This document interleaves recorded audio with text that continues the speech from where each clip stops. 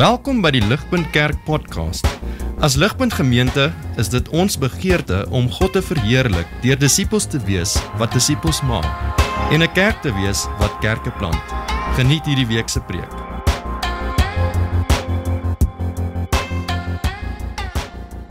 Toe ek 'n klein seentjie was, het ek met pa gegaan en ons het gaan visvang die naweek by 'n dam nie ver van ons af nie en ons het nooit groot visse gevang nie, was nooit te goed in dit nie, maar ons het altyd die klein visies voor in die dam gevang. En so die naweek vang ons 3 klein visies. En ons besluit dit sal nogals 'n goeie eksperiment wees om hierdie 3 visies huis toe te vat en in ons swembad vry te laat. En so ons doen dit toe, sit in die swembad en so die eerste visie het so 3 dae gehou, toe gee hy die gees. Die tweede visie het 5 dae gehou, ons was impressed met hom, en die derde het selfs langer as 'n week gehou. En so dit was nogals interessant om te sien, maar op die ouend het almal gegroet. So wat is die punt wat ek wil maak? Sien, net soos 'n vis en hierdie visies gemaak was vir die dam en dit hulle natuurlike habitat was, die konteks is waarin hulle leef en eintlik strive, net so is seks gemaak vir die huwelik tussen een man en een vrou, en is dit die konteks en die habitat waar dit moet thrive. En sien, wanneer ons seks uit die huwelik uitvat, net soos die visie uit die dam gevat word, wat gebeur is, dit raak vir ons moeilik, ons kan wegkom met dit vir 'n ruk dalk, maar oor tyd raak dit amper soos torture, soos dit vir daai visie waarskynlik was in die kloorwater, en nie met torture nie, dit lei tot dood. Sien, seks is gemaak om te floreer in die huwelik tussen een man en een vrou. En wat ons doen is ons vat dit uit die huwelik uit en dit raak seksuele sondes. En so hierdie is die probleem en die hoofidee wat ek wil regtig hê ons moet hoor vanaand. As jy hierdie kan onthou, het jy ver gekom. Wanneer ons seksualiteit buite die konteks van die huwelik beoefen, geniet, na kyk of na streef, is dit nie net sonde nie, maar dit raak selfs vir ons torture en dit lei tot dood. Sal dit wees, wanneer ons seksualiteit buite die konteks van die huwelik beoefen, geniet, na kyk of na streef, is dit nie net sonde nie, maar dit raak vir ons 'n burden, dit is torture, dit is vernietigend en dit lei tot dood. Sien, ons kan wegkom met dit vir 'n ruk, maar dit gaan ons inhaal oor tyd. En ek het gesê, seksualiteit is nie iets waar ons gereeld praat nie, en tog is dit iets wat elke dag oral rondom ons gebeur en plaasvind. Ons sien dit dat dit die absolute dryfveerkrag is agter al die films, agter series, agter die besighede, agter advertensies. En die slegste daarvan is, ons koop partykeer in op dit. En dit vang ons, hoek, lyn en sinker. Dit vang ons eersins in ons gedagtes, net hier, ons het hier vir onsself hou en wat ons dink. Dit vang ons soos mans kyk na vrouens en hulle begeer vir leie guns, soos vrouens kyk na mans en hulle begeer vir leie guns. Dit vang hier wanneer ons scroll op ons fone en dalk net bietjie langer stil staan by 'n foto wat ons nie moet nie. Dit vang ons in die series wat ons kyk of die movies wat ons opsit wat ons dink is nie so skadelik nie, maar dit wat daar gebeur is wat presies gebeur vroeër wat ek genoem het, is seks wat buite die huwelik plaasvind en in 'n ander lig vir ons vertoon word en dit word gesien as reg en eintlik korrek en dis die manier van lewe doen. Dit vang ons in pornografie, beide vir mans sowel as vrouens, toenemend. Christen mans en vroue. En ja, dan vang dit ons selfs in oorspel, adultery. Sien, seksuele sonde is oral rondom ons. En dit gaan teen wie God ons geskep het en hoe hy wil hê ons moet seks geniet. En so die vraag is, wat maak ons met hierdie? As dit oral rondom ons is en ons word elke dag aangeval op 'n manier met dit, versoek met dit, wat doen ons met dit? Spreuke 5 spesifiek leer ons hoe om seksuele sonde te vermy. Soos die skrywer spesifiek met 'n jong getroude man praat om hom te waarsku teen die forbidden woman. En ek wil hê soos ons hierdie teks deurgaan dat ons hierdie forbidden woman kan sien as gelyk aan seksuele sondes. Sien, jy mag dalk hier sit en jy's dalk jonk en of nie jonk nie, jy's dalk getroud, nie getroud nie, jy's dalk 'n man of 'n vrou of nie eens 'n adulteress nie, maar hierdie teks vanaand leen ons tot soveel patrone waarvan almal van ons kan wys uit daaruit put. Ek het genoem dat egbreek is spesifiek die sonde hier, maar daar is soveel ander seksuele sondes en die interessante ding is dat die patrone wat lei tot egbreek is baie sinoniem tot die patrone van enige seksuele sonde. En so uit Spreuke 5 uit wil ek hê ons moet luister spesifiek na 4 stappe, 4 beginsels, 4 wyshede en waarhede wat ons kan gebruik en nodig het om seksuele sonde te vermy en te veg. 4 stappe van wysheid. Vat hierdie, onthou dit en moet dit nie ligtelik opneem nie. So 4 stappe, kom ons begin. Dit behoort vir julle op te kom, die punte met verskeie verse, julle kan julle Bybel saamvolg, ek gaan nog selfs nog meer verse in Spreuke verwys, want dit is ryk en diep. Maar soos ek deurgaan, sal ek aan al die verse wat op die slide is, verwys. So kom ons begin, die eerste een is vlug van versoeking. Vlug van versoeking. Spreuke 5 begin met 'n baie duidelike aankondiging om werklik te luister. My son or daughter, be attentive to my wisdom. Incline your ear to my understanding that you may keep discretion and your lips may guard knowledge. For the lips of a forbidden woman drip honey, and her speech is smoother than oil. Seksuele sonde is gereeld baie aantreklik. Dit lyk nie vir ons grous nie, dit lyk nie vir ons iets wat vuil is nie, dis baie aantreklik. En dit het 'n sekere charm of 'n manier om ons in te nader met mooi belovende woorde. En saam met dit is dit verslawend. Spreuke 5:22 sê, the iniquities of the wicked ensnare him, and he is held fast in the cords of his sin. Sien, soos enige eetlus, hoe meer ons seksuele sonde voed, hoe meer groei dit. Hoe meer ons seksuele sonde doen, hoe meer voel ons dit is nodig, en hoe moeiliker is dit om te stop. So is dit nodig om te vlug, en baie ver weg te staan van dit. Spreuke 5:7-8 sê, now our sons, listen to me, and do not depart from the words of my mouth. Keep your way far from her. Do not go near the door of her house. Om seksuele sonde te vlug, beteken ons doen alles in ons vermoë om dit te vermy. Vir van ons beteken dit ek heroorweeg wat ek kyk. Vir van ons beteken dit ek vermy internet op sekere tye, of totaal en al. Vir van ons beteken dit ek sit myself nie in sekere sosiale situasies nie. Ek heroorweeg die vriendekringe waar ek uithang en die plekke waarin ek gaan om te sosialiseer. Vir van ons beteken dit ek dink oor die verhoudings wat ek myself mee besig hou. Al is dit selfs 'n datingverhouding, en ek dink waarvoor moet ek nee sê. Sien, want Satan het soveel verskillende maniere om ons uit te lok.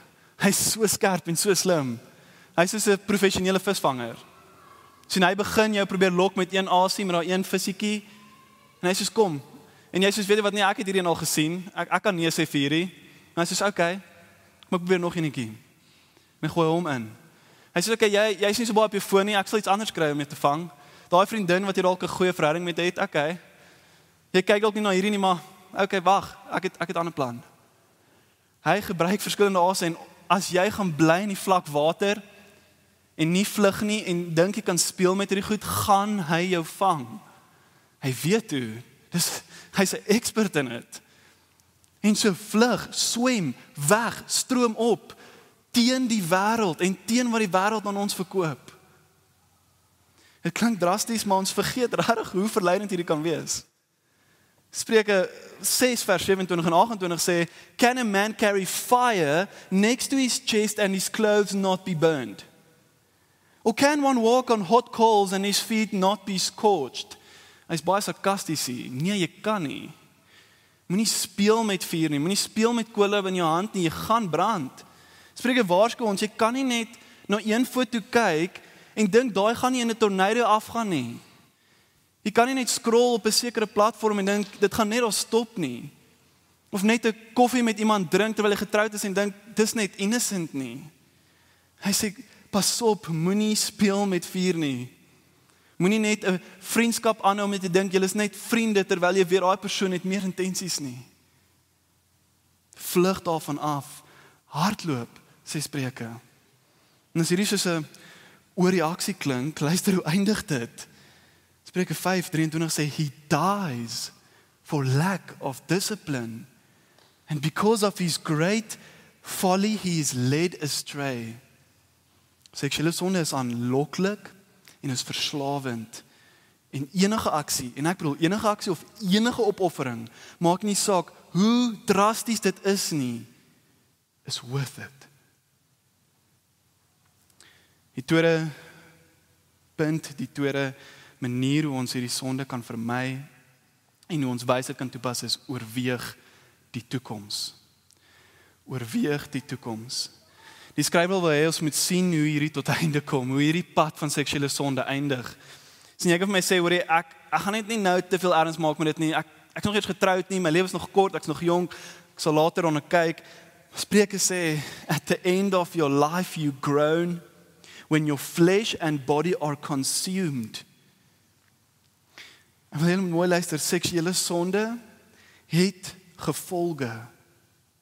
Ons kan sê, ek kyk hierdie goed net terwyl ek single is, dis maar net 'n fling, waar ons chat net bietjie, dis net one night stand, of dalk wanneer die verhouding is, sê, dis net een keer, of ons eksperimenteer net bietjie, maar hierdie sonde is nie so maklik bevatbaar nie.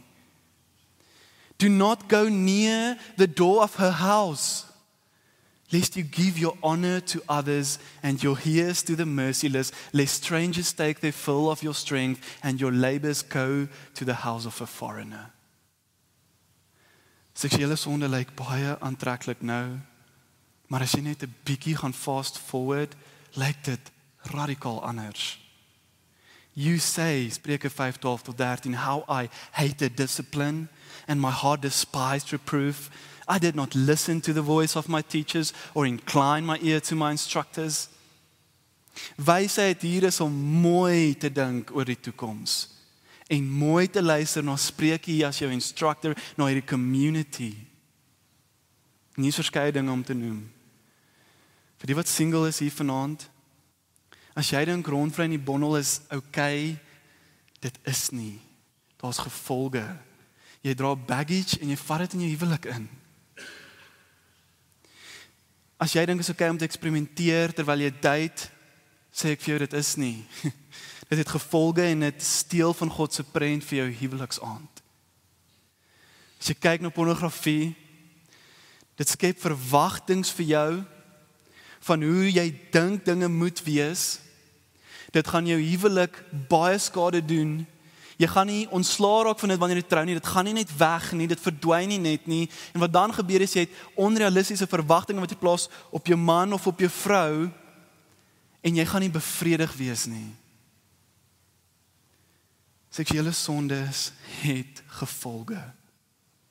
En as jy getroud is, weer dat gesprekke met 'n vriend of vriendin is gevaarlik in 'n verkeerde konteks. Dit eindig nie altyd daar nie. Indien daar iets sou gebeur, dan is jou huwelik in gevaar, jou reputasie is daarmee heen en jy dra skuld en torture vir die res van jou lewe. En dan buite hierdie lei seksuele sonde ook tot geestelike dood en uiteindelik ewige dood. Wysheid is om die toekoms en die einde te oorweeg in elke besluit wat jy maak. Die derde punt, wysheid wat ek wil hê ons moet oor praat is, beskerm jou huwelik. Beskerm jou huwelik. Sien die jong man in Spreuke 5 word aangemoedig om te sien watter oorweldigende positiewe ding dit is om seksuele bevrediging in die huwelik te vind. Spreuke 5 vers 15-19 gaan in detail. Hy sê, drink water from your own cistern, flowing water from your own well. Should your springs be scattered abroad, streams of water in the streets, let them be for yourself alone, and not for strangers with you. Let your fountain be blessed, and rejoice in the wife of your youth, a lovely deer, a graceful doe. Let her breasts fill you at all times with delight. Be intoxicated always in her love. Sien, die Bybel is nie skaam daaroor om die genot van seks in die huwelik uit te wys nie. Die prentjie al hier los ons ook met min verbeelding en ons moet nie verbaas wees nie, want God het hierdie geskep. God het hierdie seksualiteit geskep en hy het bedoel vir 'n man en 'n vrou om dit te geniet in 'n eenheid, in 'n huwelik. En so in hierdie gedeelte word daar spesifiek met die man gepraat om te sê, be intoxicated always in her love. So dis van sy perspektief, maar hierdie is net so waar van 'n vrou, so sy dink oor 'n man en om intoxicated te wees deur sy liefde. En Paulus maak dit duidelik, hy sê in 1 Korintiërs 7:3-4, the husband should give to his wife her conjugal rights, and likewise the wife to her husband.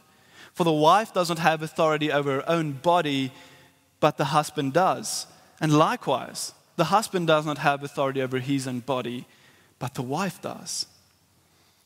Nou die probleem is, daar word intoxication oral aangebied. Op elke hoek en draai. Spreuke 25 sê, why would you be intoxicated, my son, with a forbidden woman and embrace the bosom of an adulteress? En dalk dink jy wel, dis iets niets, dis iets anders, dis ook exciting. Maar sien, egbreek vernietig mense hele lewe, emosioneel, fisies, geestelik en ekonomies. En so die aanmoediging hier tot elke getroude paar is wel, werk aan jou seksuele verhouding. Werk aan jou huwelik, dit kom deur te investeer in jou huwelik as geheel en tyd in te sit en te bou en te verdiep in die ongelooflike vriendskap wat God vir jou gegee het. Man, kyk na jou vrou. Sy sit met 1000 meer redes om haar lief te hê as enige idee om te verhuil. Verheug jouself in haar. Wees ten alle tye dronk in haar liefde. Haar passie word aangevuur deur haar glimlag. Mag die kamer draai as sy inloop. Sy is jou gekose wyn. En vrou, net so kyk na jou man. Mag jy butterflies kry elke keer as hy in jou teenwoordigheid is en dronk word in sy liefde. En ek wil 'n oomblik hier vat om ook die vrouens uit te nooi en mooi te vra, oorweeg wat jy aantrek en met wie jy uithang. En ons rede vir hierdie, ek bedoel dit baie mooi as ek sê, ek dink baie keer vrouens is naïef of verstaan nie baie mooi hoe erg mans gedryf word deur hulle seksualiteit en gedagtes nie. En so as jy met klere gaan rondloop wat uitlokkend is, wat verleidend is, dan is jy 'n struikelblok vir jou Christen broer en suster. En so ek wil hulle uitnooi, ja, dis jou keuse, maar jy het ook 'n verantwoordelikheid om jou broers in ag te neem. En so help mans om hulle gedagtes pure te hou en huwelike te beskerm. En selfs vir die mans, moenie vroue onnodig uitlok om goed te doen wat hulle nie wil doen of te sê wat hulle nie wil sê nie. Kom ons beskerm mekaar in hierdie gemeenskap. En dan sit jy en jy is dalk single. En van die goed is moeilik vir jou om te hoor.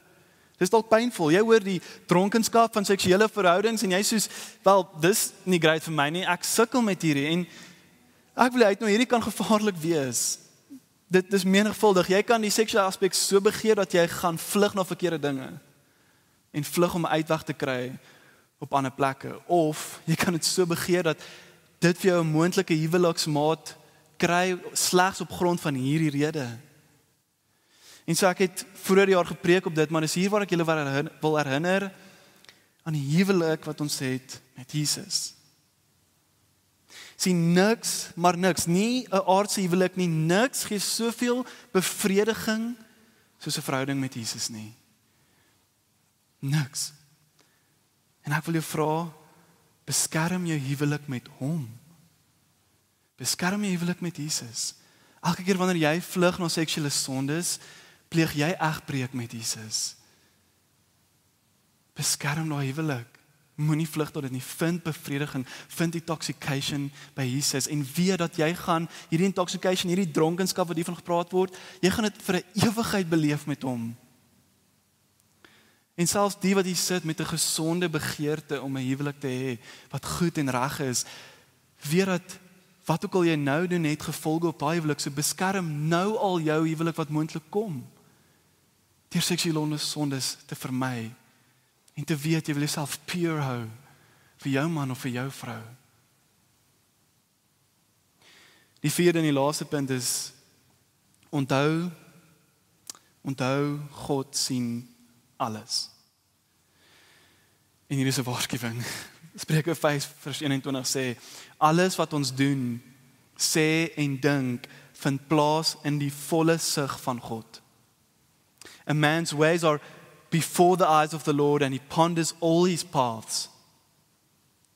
Sien, ons mag in staat wees om ander mense te bedrieg, mense rondom ons. Jy kan selfs jou man of jou vrou bedrieg, maar daar is net geen manier hoe ons God kan escape nie. Ons kan nie hom triek nie. Daar's geen gedagte wat hy nie sien of van weet nie. Hy sien elke woord wat ons stik in ons search engines en elke foto waarby ons stil staan. Hy sien elke prentjie wat vorm in jou gedagtes. God sien ons sonde. Maar hy sien ook elke probeerslag om pure en godly te wees. Hy sien dit. Hy weet ons sukkel en hy weet ons veg hierdie elke dag.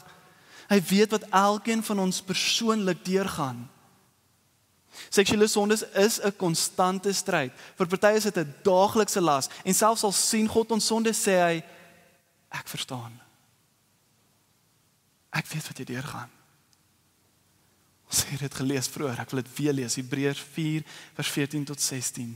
Therefore, since we have a great high priest who is ascended into heaven, Jesus, the Son of God, let us hold firmly to the faith we profess. For we do not have a high priest who is unable to empathize with our weakness, but we have one who has been tempted in every way, just as we are, yet he did not sin.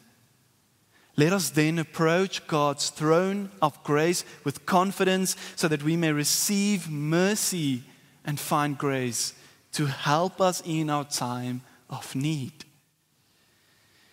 En die uitnodiging ging hier vir die Christen is, hou vas aan jou geloof. Jesus het elke versoeking deurgegaan. Elkeen wat jy deurgaan, het hy deurgegaan. En erger, want hy het die versoeking weerstaan ten volle. En hy het nie ingegee nie. Die versoeking moes vir hom regtig groot gewees het om nee te sê vir die kruis. Maar hy het gedoen, sodat jy vrygemaak kan word van jou sondes, vergifnis kan ontvang vir jou seksuele sondes. En jy kan lewe in hom en vas aan hom, dat dit is vasgespijker dag saam met hom. En nou sê hy, bekeer en glo, dat ek jou kan vrymaak, dat ek jou kan help, dat ek jou selfs wil help veg teen daai sonde elke oomblik. Jou sonde trek my nader. Jy dink ek sien of verstaan nie jou pyn nie, maar ek veg vir jou. Paulus sê Romeine 5 vers 20, where sin increased, grace abounded all the more. Dane Ortlund sê op hy vers, the guilt and shame of those in Christ is ever outstripped by his abounding grace. When we feel as if our thoughts, our words and deeds are diminishing God's grace toward us, those sins and failures are in fact causing it to surge forward all the more. But grace comes to us no more and no less than Jesus Christ comes to us. You see, when we sin, the very heart of Christ is drawn out to us. If you are part of Christ's own body, your sins evoke his deepest heart, his compassion and pity. He sides with you against your sin, not against you because of your sin. He hates sin, but he loves you. En as jy nie 'n Christen is nie, wil ek vir jou sê, hierdie is uitnodiging tot jou. Hierdie is Jesus. Jesus wil jou help in jou sondes. Hy sê bekeer en glo in my. Ek kan jou vrymaak en ek wil jou help veg teen hierdie sondes. Ontvang my. En die vraag is, hoe vind hierdie plaas? Want ons kan dit daar los. En seksuele sondes bly 'n fight. En dit bly moeilik. En so hoe kan ons tot God se troon van genade na Jesus toe nader deur ons sondes te erken en hoe nader hy dan tot ons? Hoe gebeur hierdie? Deur die kerk. Deur die kerk. Sien die manier hoe die gospel sy application vind, die manier hoe Jesus op 'n praktiese manier nader aan jou wil beweeg in jou stryd, in jou sondes, is deur sy kerk. Jy kan nie hierdie sonde alleen veg nie. Al probeer jy hoe hard, jy gaan nie alleen oorleef nie. Daar was 'n YouTube video wat laas jaar uitgekom het, wat genoem is Everything We Think We Know About Addiction. En die video wys dat isolasie veroorsaak verslawing, nie die drank nie. Dit sê nie isolasie maak dat mense drugs doen nie, maar dat die isolasie gereeld die rede is wat hulle actually hooked maak.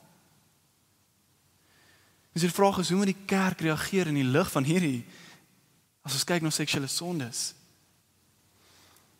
Eerstens is die uitnodiging, ons as kerk moet uitreik na die wat moontlik kan eensaam wees. Al is dit couples, maar spesifiek die singles. Ons moet veral hulle uitnooi en innooi in ons huise en sien as familie. Ons moet mekaar as familie beskou. Jou huis kan die escape wees tot iemand se versoeking. Jesus sê, ek sal jou nie in die versoeking lei so ver soos jy dit nie kan hanteer nie. Wel dalk is jou huis daai manier. Maak jy huis oop. En dan is die tweede kant, die ander kant van die muntstuk wel, as jy sit en jy voel dalk eensaam, of jy sukkel met seksuele sondes, klop aan hierdie deure. Moenie skaam wees nie. Bel vanaand, praat vanaand met iemand en sê, ek het jou nodig. Ek klop aan jou deur. Moenie hierdie gemeenskap vanselfsprekend vat nie. My suster, my ouer suster is 21. Sy is in Skotland, saam met die res van my familie, maar sy is op 'n ander deel in Oban, in die boonsgedeelte. Sy swat marinebiologie in 'n koshuis daar op haar eie. Sy het my nou gebel en sy sê, luister, ek moet met jou praat. Daar's 20 mense in my groep, 15 van hulle is homoseksueel. En 5 actually heteroseksueel. So 70% van die mense in my groep is actually gay. Maar nie net dit nie, hierdie mense laster die heeltyd om my. Hulle maak 'n bespotting van God. En hierdie plek voel vir my God verlate.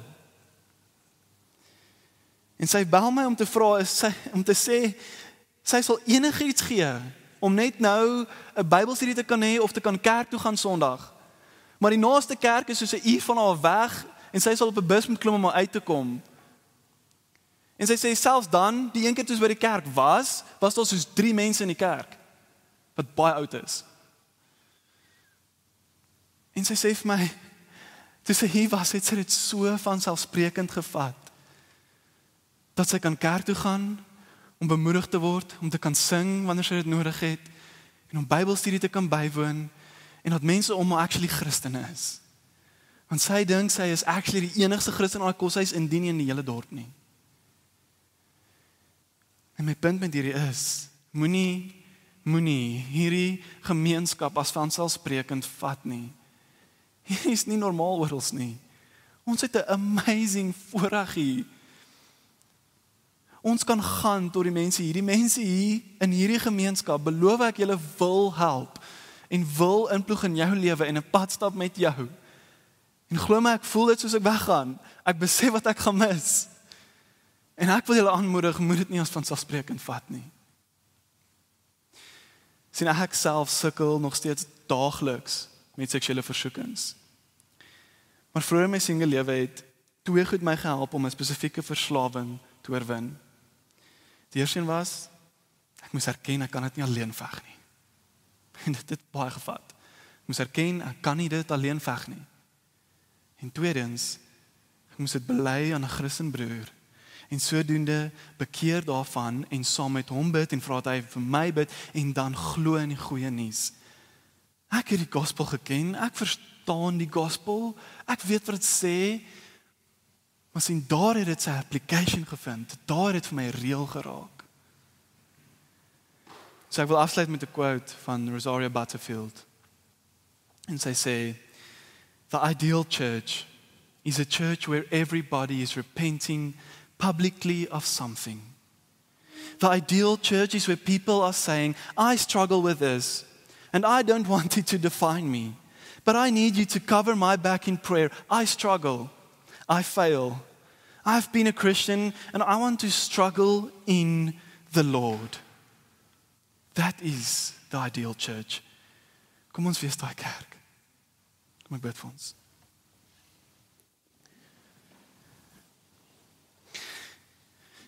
Ja, Here, wat 'n voorreg, wat 'n ongelooflike voorreg is dit om in hierdie gemeenskap bymekaar te kan kom. Met mense wat lief is vir mekaar en wat lief is vir U. Here, tog sukkel ons en ons het sondes in ons harte en sondes in ons lewens en ons probeer dit alleen veg. En Here, my hart en my gebed is dat ons vanaand bold sal wees om dit te herken dat ons nie op ons eie raai kan veg nie. En nodig het om in hierdie gemeenskappe te bely aan mekaar, om 'n vriendin te bel en te sê, help my. Want Here, dis hoe U nader tot ons. U nader tot ons deur hierdie gemeenskap. En ons bely ons sondes in hierdie gemeenskap en dis hoe U wil hê ons met U verheerlik en dis hoe U wil hê ons moet groei is in hierdie kerkgemeenskap. En Here, mag ons daai waarhede vat en onthou.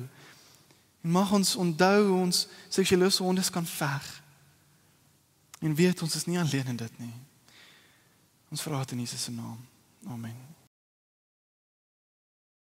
Vir meer inligting oor Ligpunt Kerk, besoek gerus ons webwerf op www.ligpunt.com of kontak ons gerus by info@ligpunt.com.